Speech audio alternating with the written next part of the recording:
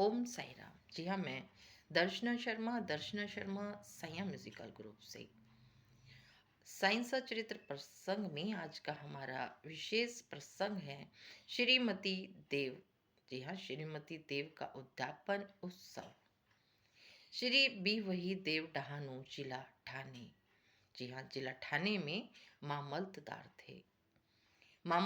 थे। उनकी माता जी ने लगभग 25 से 30 व्रत लिए थे और वो पूर्ण हो चुके थे। अब उनका पूर्ण होने के पश्चात आप सभी जानते हैं कि जब हमारे व्रत पूरे हो जाते हैं तो उद्यापन करना होता है। श्रीमती देव ने व्रतों का उद्यापन करना था और इसमें लगभग 100 से 200, जी हाँ, 100 से 200 ब्राह्मणों का भोज भी रखा गया था।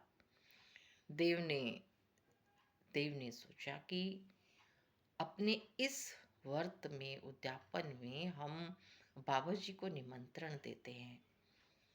तो हमारे श्री बापू साहेब जो शिरडी में रहते थे और उनके जानकार थे, वो उनको पत्र लिखते हैं और पत्र में लिखते हैं कि साईं बाबा, शिरडी के साईनाथ महाराज, आपसे प्रार्थना है कि आप हमारे इस उद्यापन भोज में सम्मिलित होकर हमें कृतार्थ करें और साथ ही हमें आशीर्वाद दें। ऐसा पूर्ण रूप से बापू साहेब की ओर से पत्र लिख देते हैं कि बापू साहेब जोग, आप हमें हमारी ओर से बाबा जी को ये पत्र दे देना। बाबा ने भी उसी भाव से, जी हाँ, बाबा ने भी उसी भाव से श्री बापू साहेब जोग को पत्र के माध्यम से भेजा कि पत्र में आप लिख दो कि मैं अपने साथ 2 व्यक्ति और लेकर आऊँगा। जी हाँ, अपने साथ 2 व्यक्ति और लेकर आऊँगा और मैं सही समय पर उपस्थित भी हो जाऊँगा। ऐसा आप उन्हें लिख दीजिए। बापू साहेब जोग ने पत्र में लिख दिया कि बाबा पहुँचेंगे सही समय पे और 2 व्यक्ति अपने साथ अवश्य लाएंगे।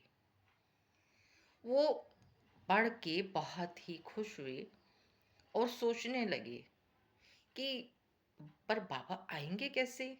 बाबा तो कभी नीम गाँव रहा था या रुई, इस सब के अलावा कभी कहीं गए ही नहीं।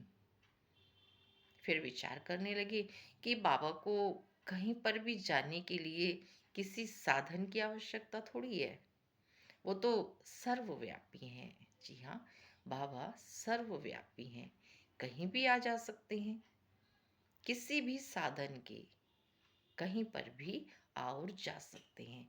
ऐसे ही साईं बाबा ने बापू साहेब जोग से कहा कि अरे, मुझे कहीं पर भी जाने के लिए किसी साधन की आवश्यकता थोड़ी है।